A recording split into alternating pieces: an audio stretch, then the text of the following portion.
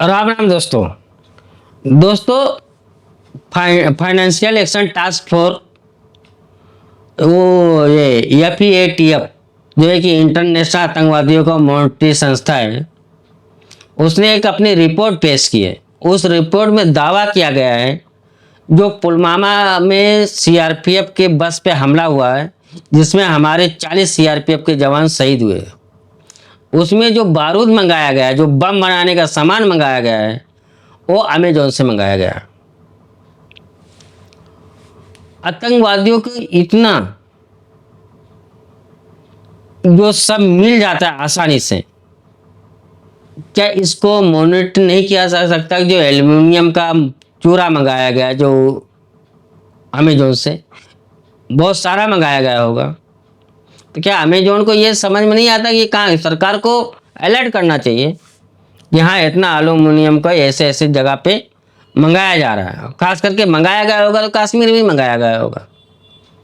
तो अमेजोन जैसी संस्था को चाहिए था कि गवर्नमेंट को सूचित करती थी।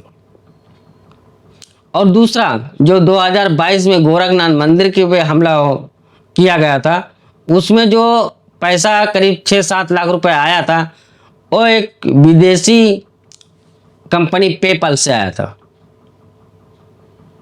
ये सब संस्थाओं से ये टेररिस्ट लोग पैसा इकट्ठा करते, और ये सब जो काम होता है वह हमारे पड़ोसी देश पाकिस्तान से होता है, और जो टेररिस्ट फंडिंग करने वाली कंट्री है, जिसमें से मेन आप मान सकते हैं टर्की और चाइना।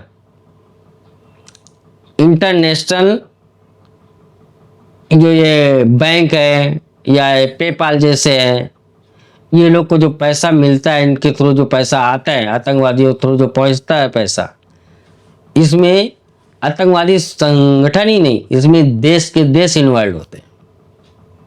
अब सोचो आप लोग, जो एल्युमिनियम का जो भी लगा है, जो बारूद मंगाया गया है, वो क्या 150 ग्राम मंगाया गया होगा, क्वांटिटी मंगाया गया था।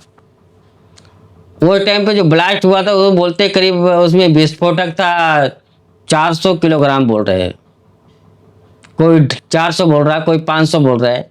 इतने किलोग्राम का विस्फोटक यूज किया गया है। तो एल्युमिनियम का जो मटेरियल मंगाया गया है, जो बारूद मंगाया गया है एल्युमिनियम का, वो कम से कम नहीं तो 100 किलो तो जरूर रहा होगा, या 50 तो जरूर। जब इतना क्वांटिटी में एक जगह में मंगाया गया है, तो हमें जो उनका फर्ज बनता था, इसका सूचित हमारे जो सीक्रेट एजेंसी उनको तो जरूर देना चाहिए था, नहीं सरकार को देना चाहिए, किसी ना किसी को तो हमें जो उनका ये फर्ज बनता था। लेकिन नहीं, ये विदेशी कंपनियां, इन सब चीज़ों से इनका कुछ लेना देना नहीं रहता है। इनका सब, इनके ऊपर जब कुछ आता है, एक्शन लेती है सरकार, तब ये चीखती और चिल्लाती है, हाय तौबा मचाती है। लेकिन आज वही देश में आतंकवादियों को एक तरह से बढ़ावा देने का काम कर रहे हैं। दोस्तों, मल्टीनेशनल कंपनियां रहना चाहिए, करना चाहिए काम, लेकिन जहाँ पे संदिग्ध गतिविधियां हो, वहाँ पे जरूर सरकार को सूचित करना चाहिए। लेकिन ऐसा हुआ नहीं, क्योंकि इसमें विदेशियों का हाथ रहता ही रहता है। कोई भी आतंकवादी संगठन चलता है तो बगैर पैसे के लेन देन के नहीं चलता है।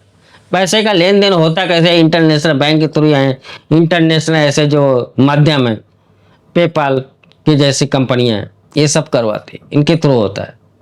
और पेपाल कंपनी भी सीधा हाथ ऊपर कर देगी, भाई हमारा तो काम है। कोई ज़्यादा ट्रांजेक्शन नहीं था, 6-7 लाख रुपए का था, वो भी फर्जी नाम से कोई भी अकाउंट बना सकता है पेपाल पे। इस तरह होता है दोस्तों, ऐसे चलती है आतंकवादियों की। आज ये मामला जब खुल करके सामने आया है, तब लोगों को मालूम पड़ा कि अमेजोन जैसी कंपनी से भी बारूद मंगाया जा सकता है। अरे हम लोग तो जैसे अगर गूगल पे कुछ सर्च करने से भी पहले डरते हैं, लेकिन ये लोग हैं कि धड़ल्ले से अमेजोन से सामाने मंगा लेते हैं। ऑनलाइन कंपनियां से सामाने मंगा करके हमारे देश का ही सामान हमारे देश में ही बम बनाकर हमारे देश के ही जवानों को फोड़ो, या हमारे देश के ही पब्लिक पे फोड़ो। ये है ये जिहादियों की एक नीचता। साले जिस थाली में खाएंगे उसी में छेद करेंगे। आज पाकिस्तान की क्या हालत हो गई, एक एक कौड़ी को रो रहा है साला। अब तो भारत से मिन्नत तय कर रहा है बिलावल भुट्टो, क्या हमारे टेबल पे बैठो, अगर आप कुछ सबूत दे दोगे तो हम आपको हाफिज सईद भी देंगे, मसूद अजहर भी दे देंगे। ये दुनिया को मालूम है कि एक छलावा है बिलावल भुट्टो का, लेकिन ठीक है, आज इतना बोला था, आज तक कोई भी पाकिस्तान का नेता ये सब बोलने का साहस नहीं कर पाया, लेकिन ये जरदारी का लौंडा बोला तो सही, ये ऐसे ही नहीं बोला है। जो पाकिस्तान को चला रहा है आर्मी, वो आर्मी किसको बगैर परमिशन के ऐसा नहीं बोला। तो देश दोस्तों बहुत आगे बढ़ रहा, और एफएटीएफ कुछ, एफएटीएफ इतना लंबा चौड़ा रिपोर्ट तो पेश कर दिया है, क्या उसको ये नहीं मालूम है कि कौन से देश से आया पैसा, अमेजोन को पेमेंट कहाँ से हुई है, कौन किया है, या पेपल में पैसा कौन से कंट्री से कैसा आया है, सब मालूम है। तो एफएटीएफ को पाकिस्तान को ब्लैक लिस्ट में नहीं डालना चाहिए, नहीं ना खुला सांड के जैसा छोड़ दिए हो, इसको ग्रे लिस्ट में निकालना नहीं चाहिए था पाकिस्तान को, लेकिन नहीं, जैसी मर्जी। लेकिन दोस्तों एक बात कह रहा हूं, अब हमारे देश की सरकार एकदम झुकने के मूड में नहीं है, सिर्फ अभी बोलते हलाल करने के पूरी तरह, पाकिस्तान को हलाल करके ही छोड़ेंगे। ये इनको हलाल चीज ज्यादा पसंद है ना, पाक हलाल। तो पाकिस्तान को जब तक ये हलाल पूरी तरह से नहीं हो जाएगा तब तक ये मानेगा नहीं पाकिस्तान। अब सिर्फ इंतजार एक आतंकवादी हमले का है, अगर एक आतंकवादी हमला वापस से पाकिस्तान किया तो जीएचक्यू रावलपिंडी बचेगा नहीं।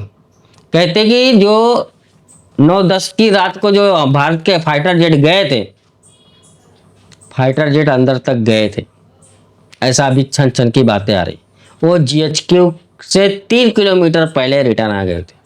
अगर वही जीएचक्यू में बरसा करके बम चले आते थे ना, तो आसिम मुनीर जो आज फुदक रहा है ना, वो फुदकने जैसा रह नहीं जाता था, पूरी तरह जीएचक्यू तबाह हो जाता था, और मिलिट्री की, पाकिस्तान के मिलिट्री की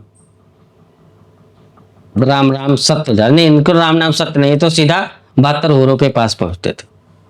दोस्तों वीडियो ये समाप्त करते हैं, प्लीज वीडियो को लाइक और सब्सक्राइब जरूर करें। जय हिंद, वंदे मातरम, भारत माता की जय हो।